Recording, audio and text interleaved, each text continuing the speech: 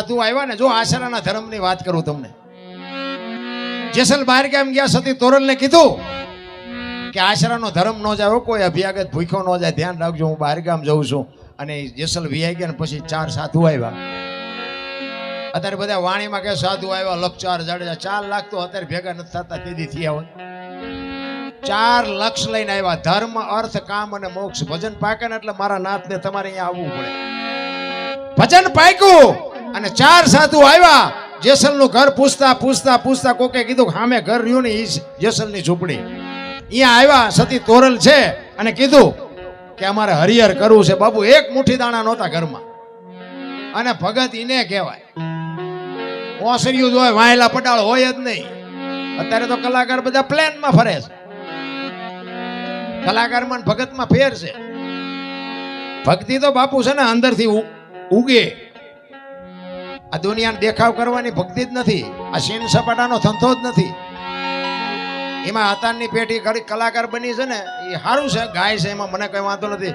પણ બાપુ નો સાંભળે એવું ગાય છે. ભજન માથે બાપુ પથારી ભરી જશે. પણ ઓડિયન્સ એવું માગે છે, એમાં કલાકાર શું કરે? ઘરે જવું ગમતું નથી, મને દિલ કી બીમારી. અને દિલ કી બીમારી હોય દવાખાને જાવ ને. આ ભજન છે. પણ ઓડિયન્સ પર ચીઠી લખીને મોકલે કે આવડું આગા. એટલે ઓલામને ભાઈ પૈસા લેવાનો, એટલે કે હાલો એ ગાવી. કોઈ નામ નેઠો નહીં રામ. સંતવાણીમાં તો બાપુ શું તમને વાત કરું, રાતે પારેવા ઉતારેલા બાપુ કાનદાસ બાપુ, નારાયણ બાપુ રાતે પારેવા ઉતરે. વાણી કરે ને રાતે પારેવા સણવા આવે. ઈ વાણીની તાકાત. પાણા બોલ્યા છે, પાણા. અમારા ગુરુ મહારાજ એમ કહેતા કે પાણો સામે હોય ને, તમારી અંતરથી બાપુ નાભીમાંથી વાણી નીકળતી હોય તો પાણો અવાજ કરે, બોલ શું જોવે છે. શું તાકાત હશે ભજનની ભલામણ. સતી તોરલ વિચાર કરે, જેસલ ઘરે નથી, ઘરમાં દાણા નથી, આશરાનો ધર્મ નો જાય. કીધું હવે હું કરું? સાધુને કીધું કે બાપુ બેહો, હું આવું. બજારમાં નીકળ્યા. વિચાર કરે છે હવે હું કરું.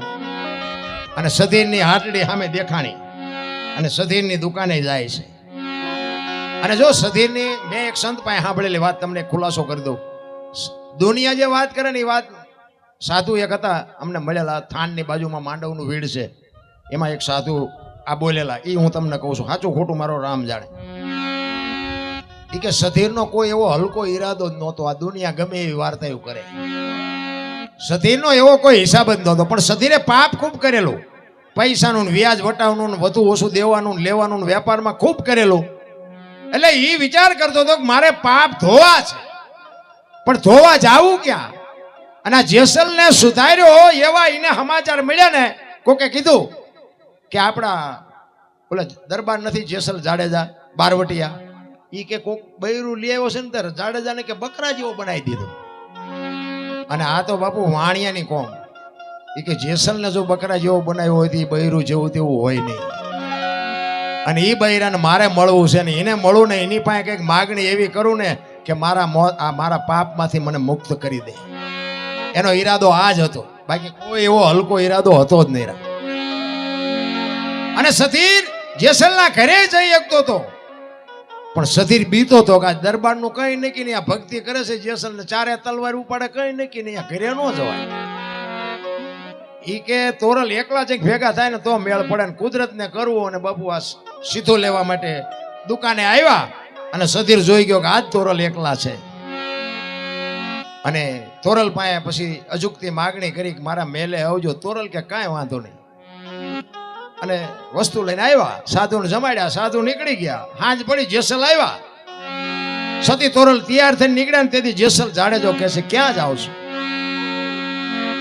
આખી માંડીને વાત કરી કે સધીર વસ્તુ નહોતો આપતો અને હું વચને બંધાણી છું, મેં મારો દેહ અડાણે મૂક્યો છે, અહીંયા મારે જવું પડશે. અને તેથી કચ્છનો બારવટીયો પાછો મીડ્યો રોવા. હો ભાઈ, અરે કોની પાસે વાતો કરી રામ? કચ્છનો બારવટીયો સતી તોરલને કહે છે, તોરલ તોરલ તે મારા કાંડા કાપી નાખ્યા, મને એક વખત જો તલવાર ઉપાડવાની રજા દે ને, આખા અંજારમાં વાણિયાનું બી નો રહેવા દો. હજી હું ઝાટકા ભૂલી નથી ગયો. તારે તોરલ કહે છે જાડેજા આવી ગાડીઓમાં બેહો ને એટલે સ્ટેશન આવાજ આવે. સધીરની તાકાત નથી, તમે શું કામ ને ગભરાવ છો? વરી જાડેજો પાછો તોરલના પગમાં પડ્યો. તોરલ, તોરલ, મારો કાળ ઊભો થઈ જાય, શું કરું? મને આમાંથી બચાય. મારે હજી અંદરથી ઊભો થાય એને રોકવાનું કંઈક કરો તોરલ. હજી મારો કાળ ઊભો થાય છે. મારી ભૂલ થઈ ગઈ, મને ખબર નહોતી, મારે આવું બોલાય નહીં. અને પછી જાડેજો કહે છે, પણ બહાર તો વરસાદ વરે છે, ગારો ને કીચડ જાયમાં છે, કેમ જાશો? એ કે ગમે એ થાય પણ મારે જવું પડશે. તેથી કચ્છનો બારવટીયો સતી તોરલને કહે છે, તોરલ, તોરલ, મારા ખભે બેસી જાઓ, હાલો હું તમને મૂકવા આવું. બાપુ કોની પાસે વાતો કરી? તેથી સતી તોરલ એમ કહે છે કે વાહ જાડેજા, વાહ, તારા શું મારે વખાણ કરવા. એ કચ્છનો બારવટીયો બાપુ આમ ઘોડી થયો અને તોરલને ખંભે બેહારીને બાપુ રાતે નીકળ્યો. કોઈ જીવ જાગતો ન હોય, કાળી ડિબાંગ રાત જામી હોય, ટમરા ત્રમ ત્રમ બોલતા હોય અને વીજળી આંખને ચીરતી હોય, કાળી ડિબાંગ રાત જામી અને એમાં બાપુ તોરલને ખંભે બેહારીને જાડેજો સબાંગ સબાંગ સબાંગ મીડો પગલા માંડવા. તોરલની કહું તૂટે છે કે વાહ જાડેજા, વાહ જાડેજા, વાહ જાડેજા. અને સધીરની હવેલીએ ઉતારી અને જેસલ કહે છે કે હવે હું જાઉં છું, તમારે જ્યારે આવવું હોય ત્યારે આવજો. સધીર જો મને જોઈશે ને તો પાછો બીસી. અને જાડેજો હાલતો થયો ને, તોરલના મોઢામાંથી વાણી નીકળી, સુજા અને સુલક્ષણા, તારા હાડમાં નો આવી હલકી વાત. આવા નરને કેમ મોડા મળીએ જાય, મારે સરગાપુરનો સાથ. વાહ જાડેજા, વાહ, ત્યાં તો આ દુનિયામાં મને ઉજળી કરી. ગુરુ અને શિષ્યના નાતાની હજી આપણને ખબર જ નથી. ભલા ગુરુ એમ કે ખાલી કૂવો છે, એમાં ધૂપકો મારી દે, બીજી મિનિટ નો થવા દેવા, ઈ કઈક લઈ શકે. આ તો કે માઇલ બાપુ પડું તો પગ નો ભાંગી જાય, એનું કામ નથી. રામ દેવાયત પંડિત ને 750 સેવક હતા, પરીક્ષા કરી 4 વધ્યા. હાલો હુરો વણવીર ને ઢોંગો 4 જ વધ્યા. લ્યો બોલો, બીજા બધા ગાયલો બાપુ કંઠીઓ તમારી પાસે. ગુરુ અને શિષ્ય, એક ગુરુ ને શિષ્ય બે આમ જતા હતા ને, ખેતરના શેઠે નીકળ્યા ને, એમાં બરોબર દી આય તમારો ટાઈમ.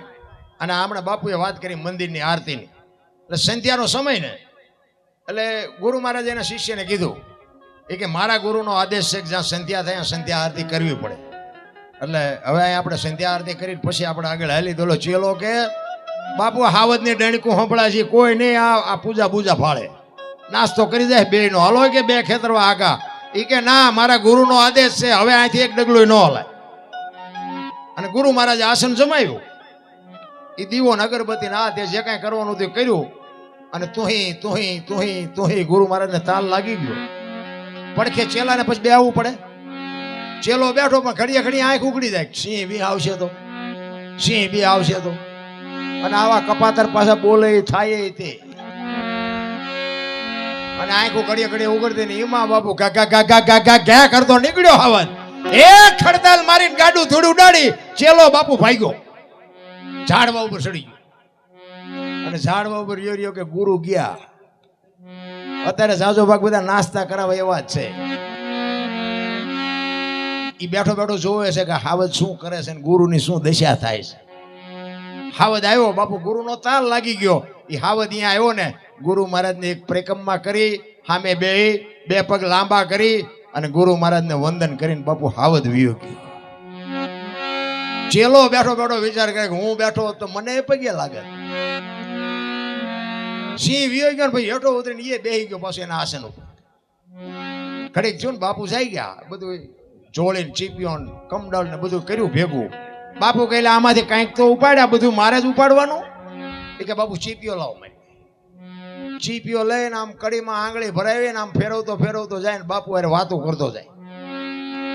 એ કે બાપુ હમણાં આપણે બેઠા ને કે સિંહ આવ્યો હતો. બાપુ કે આવ્યો હોય છે કે બાપુ મને ખબર પડી ને મને બીક લાગી, હું ઝાડવા ઉપર ચડી ગયો. એ કે સડી ગયો હોય છે. એ કે બાપુ પછી તમારી પાસે આવીને એ કે તમને પરિક્રમા કરીને પગે લાગીને સિંહ વિયો ગયો. તો કે વિયો ગયો હોય છે. એમ કરતો જાય ને આમ ચીપિયો ફેરવતો જાય. હવે ચીપિયો બોરડીમાં ભરાણો ને બોરડીમાં મત બેઠેલું. હવે શાંતિ મત બેઠું હોય ને આપણે હળી કરો એટલે શું થાય બધાને ખબર છે.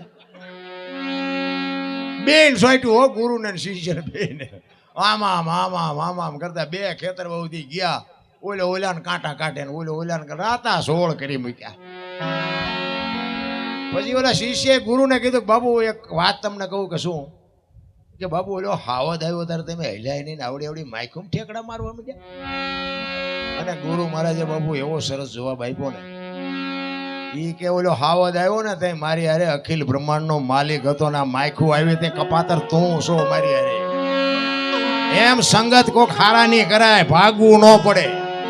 હારા માણા ભેગો દારૂ વાળા હોય ને, દારૂ વાળા એના ભેગા તમે ન પીતા હોય ને બેવો ને તો તમારું નામ લખાઈ જાય કે આ પીતો જ હોય ને કે આના ભેગો ન બે, ભલે ન પીતા હોય. અને બાબુ હું તો એમ કહું છું પીતા હોય ને ન પીતા, બાકી પીતા પછી તમને ઘણા એવું થતું હોય કે એના બાપના પૈસા ક્યાં હતા, પીતા હોય પીજો પણ પીવાય નહીં. કંઈક ના ઘર બરબાદ થઈ ગયા છે, મેં મારી નજરે જોયા છે. મેં 20 વર્ષ 22 વર્ષ ખટારો આંક્યો, હિન્દુસ્તાનના શેડા ચારેય જોઈ આવ્યો છું. પણ કોઈ એમ કે દરબારે દારૂ પરમાટી ખાધી તેથી 5 લાખની શરત મારીને આવજો બાપુ, આ શિવની સાક્ષીએ કહું છું, મેં મારો દેહ નથી અભડાયો. સિદ્ધાંત હોવો જોઈએ, મારું કુળ કયું, મારું ખાનદાન કયું, મારા મા બાપ કોણ, આનો પાવર ન હોય મરી જવાય. સિદ્ધાંત થી જીવાય. ભલા સમાજ કોઈ બી હોય, એકતા, આ તમારી એકતા જોઈને તો બાપુ મને આજ આમ મારી કહું તૂટે. ખરેખર તમારી જે એકતા છે ખરેખર દિલથી સલામ કરું છું. અને આવીને આવી એકતા મારા બાપ રાખજો. જિંદગીમાં કોઈ દી મોડો દી જ ન ઉગે, આ ગામ માટે મોડો દી ઉગે જ નહીં. આ એકતાની જે મજા છે ને એ જ વાત જુદી છે. બાકી તો બાપુ છે ને જ્યાં ફાટા પડ્યા છે ને હગા ભાઈઓ ને બાપુ ફળિયામાં દિવાલું જોઈ લ્યો, આખા ગામ ધુમાડા બંધ દે, હગા ભાઈઓ ન હોય. આપણે એમ કે તારા ભાઈઓ એના હારે મારા આડી છે ને આના હારે જ ઊભી રાખવાની હતી. આડીના દીકરા, હા તારી માનો જણ્યો ભાઈ છે. ભાઈઓના છોકરા ભૂખ્યા હોય ને તમે દુનિયાને ખવડાવો તો શું મેળ પડે? અરે કુટુંબ પરિવારની બાપુ એકતા હશે ને એની મજા છે. હું તો એમ કહું કે ભલે અંદર રોટલા એક બટકું રોટલા આટું ભાઈઓ માથે વિખવાદ થતો હોય, પણ હાંજનું ટાણું હોય ને વાળું પાણી કરીને બહાર ઓટલે 3-4 ભાઈઓ હોય ને બાપુ, એક ઓટલે બેસજો. દુનિયા જો આખી આંકવા ન લે કે હારો આમના ભાઈઓનો રાગ જેવો હશે, જોઈને બાપુ આંસકો લાગે માણાના કે આમનું નામ ન લેવાય. પછી સમાજ ગમે એ હોય, એક કાળમીન પાણો હોય ને એની માથે સીણી રાખી અને ઘરના ઘા કરો ને, કાળમીન પાણો તૂટે નહીં. બહુ મહેનત કરીને જયારે તોડો ને